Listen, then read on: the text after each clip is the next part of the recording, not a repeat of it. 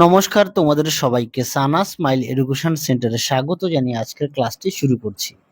আজকে তোমাদের সঙ্গে আলোচনা করব তোমরা যারা ষষ্ঠ শ্রেণীর তৃতীয় পর্যায়ক্রমিক মূল্যায়ন পরীক্ষা দেবে 2025 সালে তোমাদের জন্য ইতিহাস বিষয়ে সাজেশন নিয়ে চলে এসেছি থার্ড ইউনিট টেস্টের জন্য।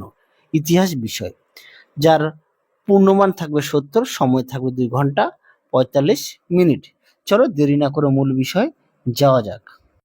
প্রথমে দেখো দেওয়া আছে বিভাগ কয়ে একে আছে সঠিক উত্তরটি নির্বাচন করো। মোট 10টি দেওয়া আছে। 1 নম্বরে প্রথমে দেখো একে 10 রাজার যুদ্ধের উল্লেখ আছে। সঠিক উত্তরটি হবে অপশন খ ঋগ্বেদে। আর তোমাদের প্রতিটা বিষয়ে সাজেশন দেওয়া আছে, তোমরা অবশ্যই ভালো করে পড়বে। এছাড়াও পাঠ্য বই অবশ্যই খুঁটিয়ে পড়বে। তোমাদের আগের ভিডিওতে রায় মার্টিন প্রশ্ন বিচিত্রার সমস্ত বিষয় মডেল সেট সমাধান করেও দেখানো আছে, অবশ্যই দেখে নিও প্লে লিস্টে গেলে। 2 দাগের প্রশ্ন দেখো, মেগালিথ হলো, সঠিক উত্তরটি হবে অপশন গ পাথরের সমাধি। 3 দেখো জৈন ধর্মের প্রধান প্রচারককে বলা হতো। সঠিক উত্তরটি হবে অপশন ক তীর্থঙ্কর। 4 দেখো দক্ষিণ ভারতের একজন মহাজন পদ ছিল। সঠিক উত্তর হবে অপশন গ অশ্মক। 5 দেখো মৌর্য সাম্রাজ্যের প্রতিষ্ঠাতা ছিলেন। সঠিক উত্তরটি হবে অপশন ক চন্দ্রগুপ্ত মৌর্য। 6 দাগে দেখো হীরের খনি ছিল। সঠিক উত্তরটি হবে অপশন ক পূর্ব মালবের কোষা এলাকায়। আরো একবার বলি, পূর্ব মালবের কোষা এলাকায়। পরবর্তী দেখো প্রশ্ন, হুনদের অন্যতম 2 নেতা ছিলেন। সঠিক উত্তরটি হবে অপশন গ তোরনাম ও মিহিরকুল। 4 দেখো সুয়ানজাং যে বৌদ্ধ বিহারে পড়াশোনা করতেন তার নাম। সঠিক উত্তরটি হবে অপশন ক নালন্দা। 9 দেখো তামিল সাহিত্যের অন্যতম মহাকাব্যের নাম। সঠিক উত্তরটি হবে অপশন খ মণি মেখলাই। 10 দেখো সুদর্শন হ্রদ নির্মিত হয়। সঠিক উত্তরটি হবে অপশন গ কাথিয়াওয়াড়ে। পরবর্তী দেখো, তোমরা অবশ্যই এর পাশাপাশি সমস্ত বিষয়ে পাঠ্য বই খুঁটিয়ে পড়বে। পাঠ্য বইয়ের দিকে অবশ্যই সবাই গুরুত্ব সহকারে। পরবর্তী দেখো 2 দাগের এক কথায় উত্তর দাও। আচ্ছা, বানানটা একটু ভুল আছে, দিয়ে দেওয়া আছে, আমি দুঃখিত। যে কোনো 7টি। একে দেখো কি আছে, সুমেরীয় লিপিকে ইংরেজিতে কি বলে? খুব গুরুত্বপূর্ণ প্রশ্ন। তোমাদের সাজেশনে যে কটা প্রশ্ন দেওয়া আছে প্রতিটা প্রশ্ন গুরুত্বপূর্ণ, অবশ্যই ভালো করে পড়বে। চলো এবার উত্তরটা দেখি। উত্তরটা হলো কিউনিফর্ম। আশা করি দেখে নিয়েছো। তোমরা অবশ্যই এই প্রশ্নগুলো খাতায় লিখে নিয়ে পড়বে, তাহলে তোমাদের সুবিধা হবে। 2 জায়গায় দেখো অষ্টাধ্যায়ী এর রচয়িতা কে ছিলেন? এই প্রশ্নটাও গুরুত্বপূর্ণ। সঠিক উত্তরটি হবে পাণিনি। 3 দেখো জৈন ধর্ম মোট কতজন তীর্থঙ্কর ছিলেন? সঠিক উত্তরটি হবে উত্তর 24 জন। 4 দেখো ফেরাও কাদের বলা হতো? উত্তরটি দেখো প্রাচীন মিশরের রাজাদের বলা হয় ফেরাও। 5 দেখো প্রভাকর বর্ধনের বড় ছেলের নাম কি? উত্তরটি দেখো রাজবর্ধন। পরবর্তী দেখো 6 মিশরকে নীল নদের দান কে বলেছেন? সঠিক উত্তরটি হবে হেরোডোটাস। 7 দেখো ভদ্রবাহু কে ছিলেন? খুব গুরুত্বপূর্ণ প্রশ্ন। উত্তরটি হবে দিগম্বর সম্প্রদায়ের নেতা ছিলেন ভদ্রবাহু। 8 দেখো কোন সময় থেকে শকাব্দ গণনা শুরু হয়? উত্তরটি লিখবে 78 খ্রিস্টাব্দ থেকে। মোট তোমাদের পরীক্ষায় 7টি লিখতে হবে, আমি তোমাদের 9টি প্রশ্ন দিয়েছি। 9 দাগের প্রশ্ন দেখো কুষাণ সাম্রাজ্যের প্রতিষ্ঠাতা কে? উত্তরটা লিখবে কুজুল কথফিসিয়াস। তোমরা বানানগুলো একটু ভালো করে পড়বে। চলো এবার আমরা পরবর্তী প্রশ্ন। শূন্যস্থান পূরণ যে কোনো 6টি, মোট দেওয়া আছে 8টি। প্রশ্ন মান হচ্ছে 1। দেখো তোমরা অবশ্যই খাতা লিখে নিয়ে পড়বে, তাহলে তোমাদের সুবিধা হবে। 1 দাগে দেখো পিটক শব্দের অর্থ কি? উত্তরটি হবে ঝুরি। 2 দাগে দেখো প্রাচীন ভারতের একটি বন্দরের নাম। চলো উত্তরের আগে তার আগে বলি, তোমাদের যে সাজেশনের প্রশ্নগুলো আছে তোমরা একটু দেখে নিও। সাজেশনের প্রতিটা প্রশ্নই গুরুত্বপূর্ণ, অবশ্যই ভালো করে পড়বে।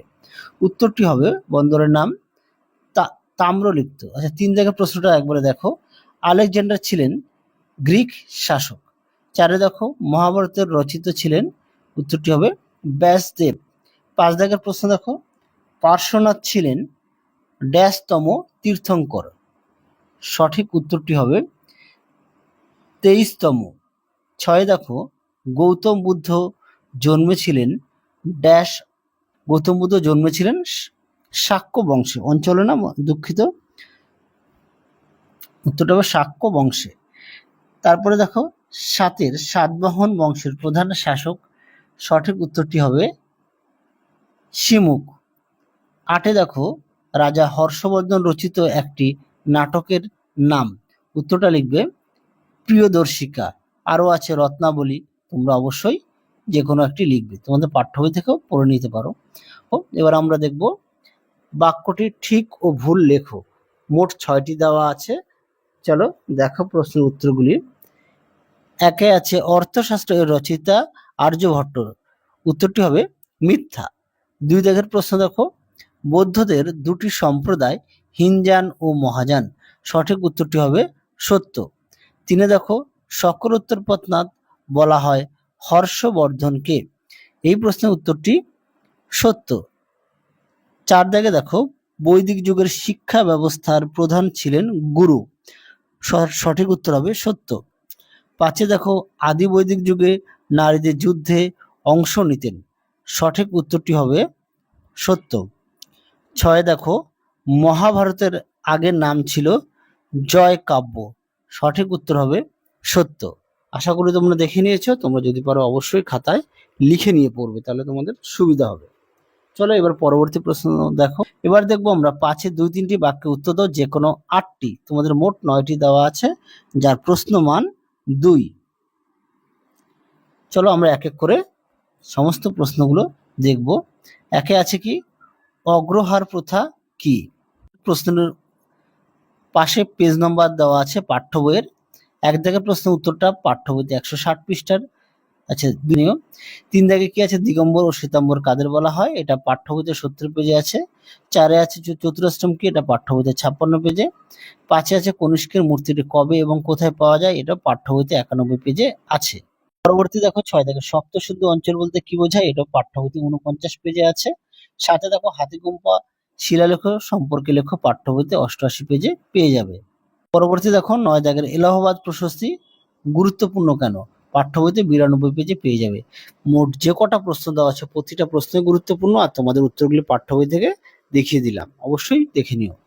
আচ্ছা এই প্রশ্নের উত্তরটা তোমাদের বলেছিলাম, দেখো দেখিয়ে দিয়েছি, দ্বিতীয় চন্দ্রগুপ্তকে শকারু বলা হয় কেন, দেখো উত্তরটি। তোমরা যদি পারো খাতা একটু কষ্ট করে লিখে নিয়ে পড়বে, তাহলে তোমাদের পড়তে সুবিধা হবে। পরবর্তী দেখো 6 দাগে 4-5টি বাক্যে উত্তর দাও, যে কোনো 5টি, প্রশ্ন মান 3। 1-এ আছে চতুর্যাম ও পঞ্চব্রত কি, পাঠ্য বইতে 70 পেজে পেয়ে যাবে। 2 আছে হর্ষবর্ধনকে শাসনকাল সম্পর্কে লেখো, এটা পাঠ্য বইতে 94 ও 95 পেজে পেয়ে যাবে।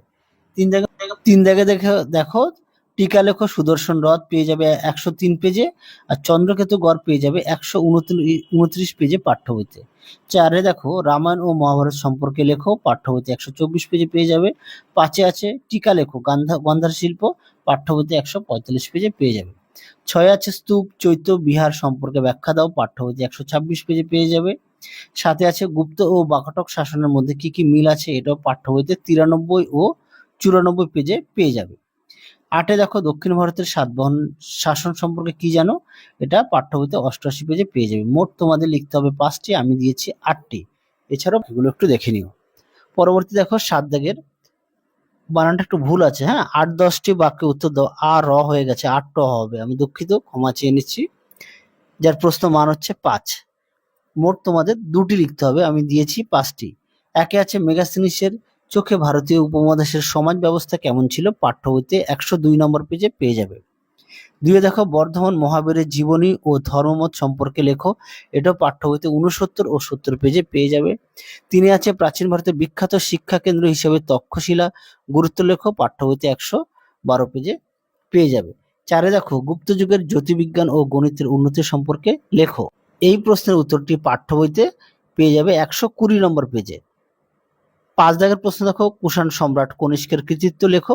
পাঠ্য বইতে 87 নম্বর পেজে পেয়ে যাবে। আশা করি তোমাদের খুব সুবিধা হবে, যে কারণে পেজ নাম্বার দিয়েছি।